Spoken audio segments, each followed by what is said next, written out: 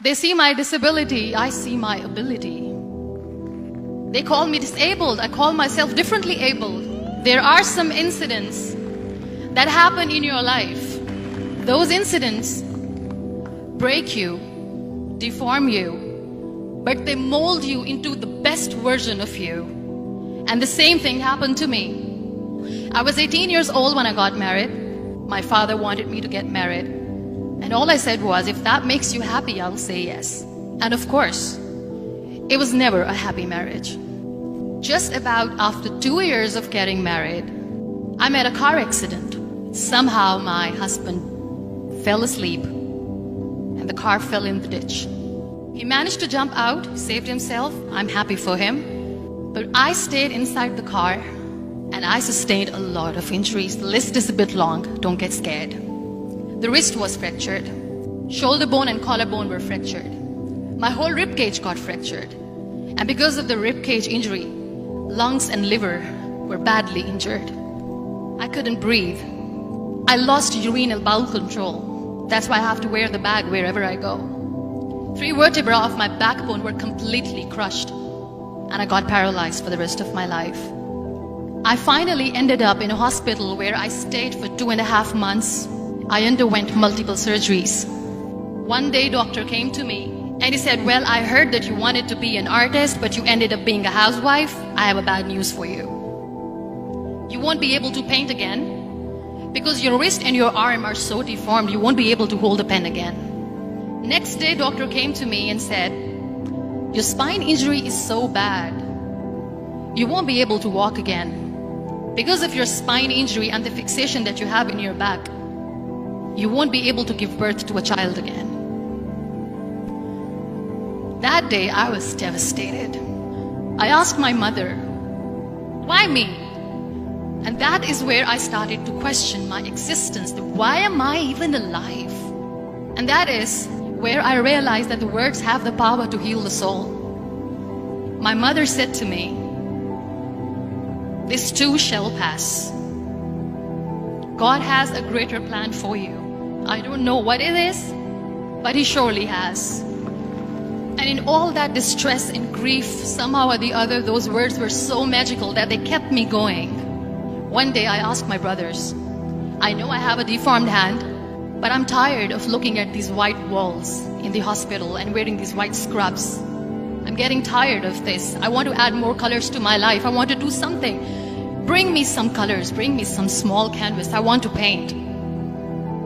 So the very first painting I made was on my deathbed, where I painted for the very first time. It was not just an art piece or just my passion. It was my therapy. And then I was discharged and I went back home. And I went back home and I realized that I have developed a lot of pressure ulcers on my back and on my hip bone. I was unable to sit. There were a lot of infections in my body, a lot of allergies. So doctors wanted me to lie down on the bed straight for not 6 months, for not 1 year, for 2 years. I was bedridden, confined in that one room, looking outside the window, listening to the birds chirping and thinking maybe there will be a time when we'll be going out with the family and enjoying the nature. That was the time where I realized how lucky people are. That is the time where I realized that the day I'm going to sit, I'm going to share this pain with everyone to make them realize how blessed they are, and they don't even consider them lucky. That day I decided that I'm going to fight my fears. We all have fears. Fear of unknown, fear of losing people, fear of losing health, money. We want to excel in career, we want to become famous, we want to get money. We are scared all the time. So I wrote down one by one all those fears. And I decided that I'm going to overcome these fears one at a time. You know what was my biggest fear? Divorce. I was trying to cling on to this person who didn't want me anymore, but I said no. I have to make it work. But the day I decided that this is nothing but my fear, I liberated myself by setting him free. And I made myself emotionally so strong that the day I got the news that he's getting married, I sent him a text that I'm so happy for you and I wish you all the best. And he knows that I pray for him today. Number 2 was, I won't be able to be a mother again. And that was quite devastating for me. But then I realized there are so many children in the world, all they want is acceptance. So there is no point of crying, just go and adopt one. And that's what I did. People think that they will not be accepted by the people because we, in the world of perfect people, are imperfect. So I decided that instead of starting an NGO for disability awareness, which I know will not help anyone, I started to appear more in public. I started to paint. I decided that I'm going to join the national TV of Pakistan as an anchor person. And I've been doing a lot of shows for the last 3 years. I became the National Goodwill Ambassador for UN Women Pakistan, and now I speak for the rights of women, children. We talk about inclusion, diversity, gender equality, which is a must.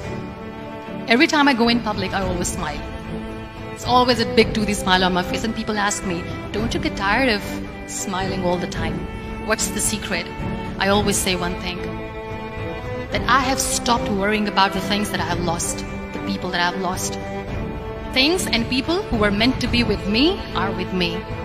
And sometimes, somebody's absence makes you a better person. Cherish their absence. It's always a blessing in disguise. Live your life fully. Accept yourself the way you are. Be kind to yourself. Be kind to yourself. I'll repeat, be kind to yourself, and only then you can be kind to others. Love yourself and spread that love. Life will be hard. There will be turmoil. There will be trials, but that will only make you stronger. So when you accept yourself the way you are, the world recognizes you.